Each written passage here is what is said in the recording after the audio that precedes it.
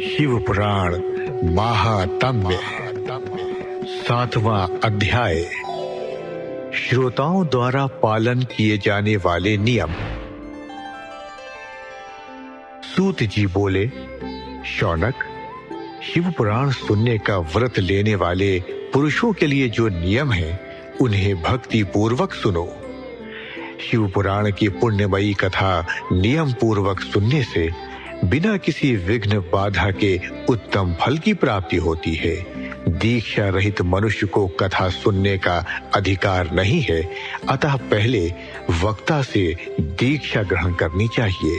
नियम पूर्वक कथा सुनने वाले मनुष्य को ब्रह्मचर्य का अच्छी तरह से पालन करना चाहिए। उसे भूमि पर सोना चाहिए, पत्तल में खाना चाहिए तथा कथा समाप्त होने पर ही अन्न ग्रहण करना चाहिए। समर्थ मनुष्य को शुद्ध भाव से शिव पुराण की कथा की समाप्ति तक उपवास रखना चाहिए और एक ही बार भोजन करना चाहिए।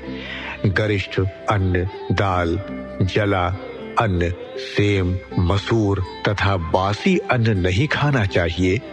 जिसने कथा का व्रत ले रखा हो उसे प्याज, लहसुन, हींग, गाजर, मादक वस्तु तथा आमिष कही जाने वाली वस्तुओं को त्याग देना चाहिए। ऐसा मनुष्य प्रतिदिन सत्य, शौच, दया, मौन, सरलता, विनय तथा हार्दिक उदारता आदि सद्गुणों को अपनाए तथा साधु संतों की निंदा का त्याग कर नियम पूर्वक कथा सुने।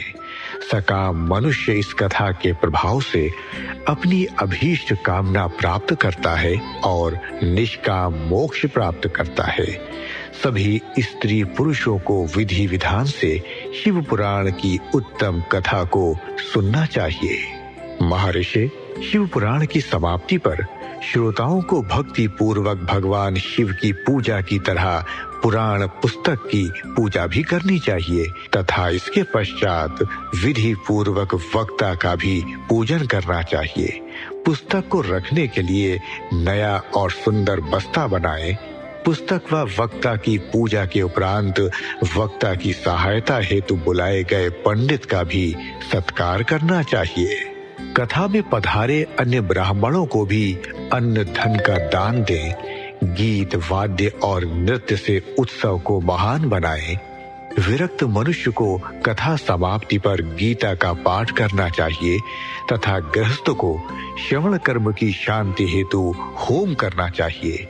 होम रुद्र संहिता के श्लोकों द्वारा अथवा गायत्री मंत्र के द्वारा करें। यदि हवन करने में असमर्थ हो तो भक्ति पूर्वक शिव सहस्त्र नाम का पाठ करें। कथा श्रवण संबंधी व्रत की पूर्णता के लिए शहद से बनी खीर का भोजन 11 ब्राह्मणों को कराकर उन्हें दक्षिणा दें। समृद्ध मनुष्य 3 तोले सोने का एक सुंदर सिंहासन बनाए और उसके ऊपर लिखी अथवा लिखाई हुई शिव पुराण की लिखी पोथी विधि पूर्वक स्थापित करें तथा पूजा करके दक्षिणा चढ़ाएं। फिर आचार्य का वस्त्र, आभूषण एवं गंध से पूजन करके दक्षिण सहित वह पुस्तक उन्हें भेंट करते। शौनक, इस पुराण के दान के प्रभाव से भगवान शिव का अनुग्रह पाकर मनुष्य भव बंधन से मुक्त हो जाता है।